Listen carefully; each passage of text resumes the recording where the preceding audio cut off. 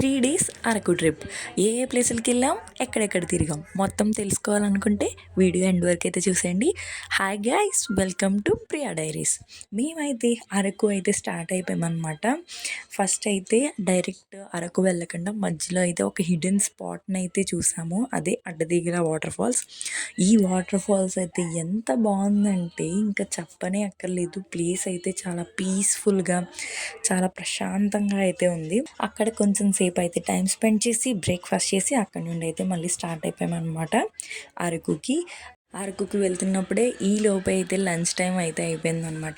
సరే ఎక్కడైనా మంచి ప్లేస్ చూసి ప్రిపేర్ చేసుకుందాం అన్నట్టుగా ముందే ఫుడ్ కోసం అన్ని ప్రిపరేషన్స్ అయితే చేసుకున్నాం అనమాట.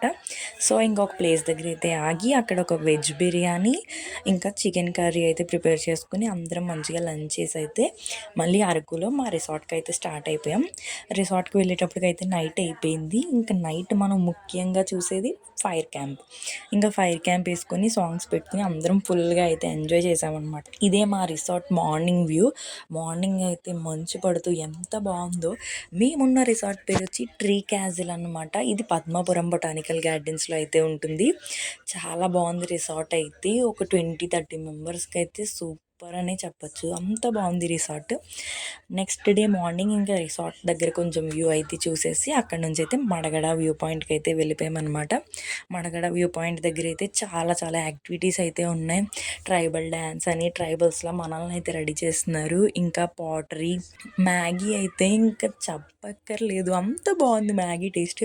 మనం కుదురుండం కదా ఫస్ట్ ఫుడ్ అంటూ మొత్తం ఎక్స్ప్లోర్ చేసి ఈ మ్యాగీ అయితే తీసుకున్నాం. ఇంకా ఎగ్ దోశ అయితే ట్రై చేసాం అనమాట. మస్ట్ ట్రై అనే చెప్పొచ్చు ఈ ప్లేస్కి వెళ్ళినప్పుడు. తర్వాత అక్కడ కొద్దిగా అయితే షాపింగ్ అయితే చేసేసి అక్కడ నుంచి మళ్ళీ రిసార్ట్కి అయితే వచ్చామన్నమాట. మళ్ళీ రిసార్ట్ నుంచి అయితే ఒడిస్సాలో ఉన్న బాల్డా కేవ్స్ దగ్గరికి అయితే వెళ్ళాము. ఇదైతే సూపర్ స్పాట్ అనే చెప్పొచ్చు. బాల్డా కేవ్స్ ట్రెక్కింగ్ చేస్తూ వెళ్ళామన్నమాట. మామూలుగా లేదు, తీరిపోయింది ఎక్కుతున్నప్పుడైతే. బాల్డా కేవ్స్ చూసేసి అక్కడ నుంచి ఇంకొక 1-2 కిలోమీటర్స్ పైన ఉన్న నాగేశ్వరి హిల్స్కి అయితే వెళ్ళాము.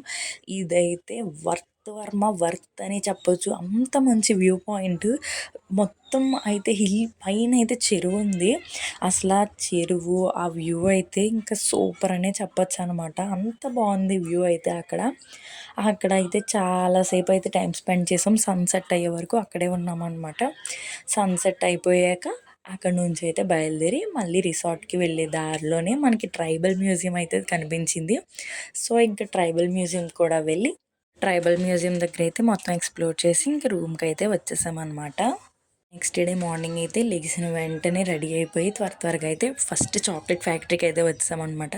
ఎందుకంటే మేమున్న రిసార్ట్కి ఒక 500 మీటర్స్ లోపే ఉంటుంది చాక్లెట్ ఫ్యాక్టరీ.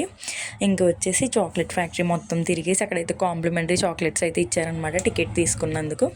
సో మొత్తం అయితే చూసేసి అక్కడి నుంచి అయితే చాపరాయి వాటర్ ఫాల్స్కి అయితే వెళ్ళిపోయామన్నమాట.